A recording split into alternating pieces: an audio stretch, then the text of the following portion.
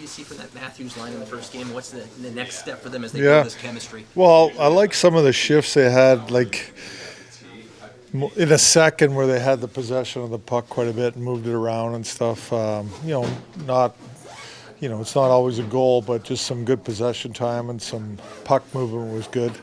I thought that, when they did get pucks back in the forward check, I think there's, we can hang on to pucks a little bit more. And we tried a quick play a few times. It got turned over and we're out of the zone. So I like the second period, some of the shifts. I'd want to see more of that with the possession and things like that. But it's early. They're going to have to work and find some chemistry. You mentioned after game one, give the guys a day off, go back to work on Friday today. Did you see what you needed to see in terms of the work and maybe the message that you had? Yeah, I thought the message was good today. We talked about it the other day with our puck play in the game. Wasn't great. It's got to be better. And I thought the guys had a good practice today. They worked hard, did the things that we wanted, and executed. How can the power play execute better moving forward here? Well, if you watch, the breakouts were a problem. Right. And something we discussed and talked about. But just that, looking at the power play today in practice, is the puck moving, how quick it was. The second power play we had, we're slow, we're not moving it. We're hanging on to it too long. We got to move it quicker and create some lanes for some shots and some attempts at the net. What do you focus on when it comes to trying to improve your puck play game over game? Is it just about emphasizing better decision making? Yeah, well, some of it's decision making for sure. I mean, that's a big part of it. It's like a lot of it's up in your brain, and the other one's just execution. That I didn't think the ice was very good the other night, but that's an excuse. I mean, we got to make harder plays in critical situations. It doesn't always. I'm not talking about putting it on somebody's tapes, getting the puck out of our zone, getting it deep. There's those situations, and some of them were just self-inflicted where.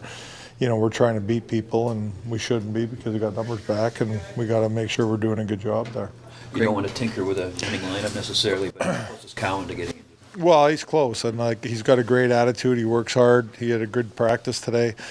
That's decisions that we have to discuss and make, and right now we'll see what happens tomorrow. With the criteria on that decision making, is it a feel for you? Is it about what he's doing, or is it also about just the bigger picture of the team? Both. Yeah. Teams first.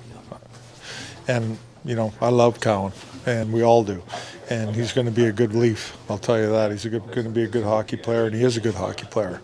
But the team's the most important thing, and we got to make decisions, and they don't always please everybody. What's your message? I saw you call over Michelli before practice, a new guy. Just talk to him about his game a little bit and discuss some things that I saw good, and there's other things that I want him to feel like more confident. Like he's got, he's a good player. He's got abilities, so just play with that confidence. Use your skills, use your skill set. Sorry. To you, when Bobby McMahon's at his best, what does that look like? Well, like last game, I thought he skated extremely well. Was really good on the forward check, physical. I think he ended up with 5 or 6 hits in the game. Speed. Just that type of game. That's where, I thought he had a real good game. I really liked his game. As a coach, what's the advantage of having the continuity that you have on the blue line this year? Well, that's really important. We got all our guys back from last year. They're our backbone. They defend extremely well. They're heavy, big, long. It's great to have the same group back that we had from last year. Looks like you've gone back to Benoit on the left there. Kind of what's the thinking on that third pair? I think they kind of switch off, to be honest with you. But I'm just, Benny didn't have a lot of camp time. I've seen OEL on right a lot, so that's the reason I went with it. It could change.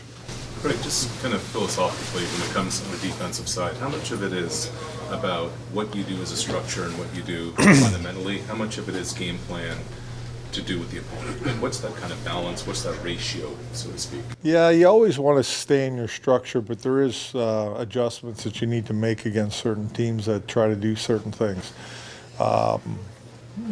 We've kind of done that last year too. You don't want to get away from your structure too much and get everybody confused, but there is certain teams that have tendencies, what they do in the offensive zone, that we might have to tweak that a bit.